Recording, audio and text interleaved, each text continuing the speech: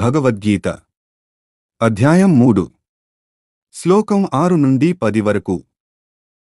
భగవద్గీత అధ్యాయం 3 శ్లోకం 6 కర్మేంద్రియాణి సంయమ్య య ఆస్తే మనసా స్మరన్ ఇంద్రియార్థాన్ విమూఢాత్మా మిథ్యాచారః స ఉచ్యతే. సారాంశం: పనులు చేయకుండా ఇంద్రియాలను అణచి కూర్చోవడం సరికాదు. మనసు విషయాలపై పరుగెడితే అది నిజమైన నియమం కాదు. ఇలాంటి వ్యక్తి మోసగాడిగా పేర్కొనబడతాడు. అంతర్గత నియంత్రణే నిజమైన యోగం. మనసు ఇంద్రియాల ఏకత్వమే నిజమైన కర్మయోగం.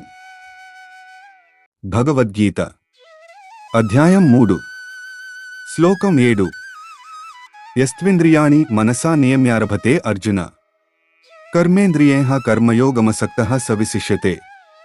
సారాంశం: నిజమైన నియమం మనస్సు నుండి ప్రారంభమవుతుంది. ఇంద్రియాలపై నియంత్రణ కలిగి పనిచేయాలి. ఆసక్తి లేకుండా పనిచేయడం కర్మయోగం. పని చేయకపోవడం కాదు, సరిగ్గా చేయడమే గొప్పది. ఇలాంటి వారే ఆధ్యాత్మికంగా ఉన్నతులు. భగవద్గీత అధ్యాయం 3 శ్లోకం 8 నియతం కురు కర్మత్వం కర్మ జ్యాయో హ్యకర్మణః శరీరయాత్రాపి చ తేన ప్రసిద్ధేద కర్మణ. సారాంశం: కర్తవ్యాన్ని తప్పక చేయాలి. అచేతనంగా కూర్చోవడం మంచిది కాదు.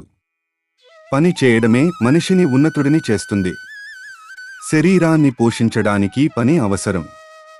కర్మయోగం అంటే బాధ్యతను ప్రేమతో చేయడం. భగవద్గీత అధ్యాయం 3 శ్లోకం 9 యజ్ఞార్థాత్ కర్మణోన్యత్ర లోకోయం కర్మబంధనః తదర్థం కర్మ కౌంతేయ ముక్తసంగః సమాచర. సారాంశం: నిస్వార్థంగా చేసే పని బంధనాన్ని ఇవ్వదు. స్వార్థంతో చేసే పని మనల్ని కట్టిపెడుతుంది. ప్రతి పనిని యజ్ఞభావంతో చేయాలి. ఆసక్తి లేకుండా పనిచేయడం కర్మయోగం. ఉన్నతమైన శ్రేయస్సు కోసం పని చేయాలి. భగవద్గీత అధ్యాయం 3 శ్లోకం 10 సహయజ్ఞాః ప్రజాః సృష్ట్వా పురోవాచ ప్రజాపతిః అనేన ప్రసవిష్యధ్వం ఏష వోస్త్విష్టకామధుక. సారాంశం: సృష్టి ఆరంభంలోనే యజ్ఞాన్ని మనుషులకు ఇచ్చారు. యజ్ఞం అంటే నిస్వార్థ సేవవే సమర్పణ భావం. ఈ భావంతో పనిచేస్తే జీవితం అభివృద్ధి చెందుతుంది. యజ్ఞం మన కోరికలను కూడా శుద్ధంగా నెరవేర్చుతుంది. సమర్పణవే సేవతో కూడిన కర్మయే శ్రేష్టం. ప్రతిరోజు భగవద్గీత శ్లోకాల కోసం మా ఛానల్ని సబ్స్క్రైబ్ చేసుకోండి. ఈ శ్లోకం మీకు నచ్చినట్లయితే మిత్రులతో షేర్ చేయండి. జై శ్రీకృష్ణ.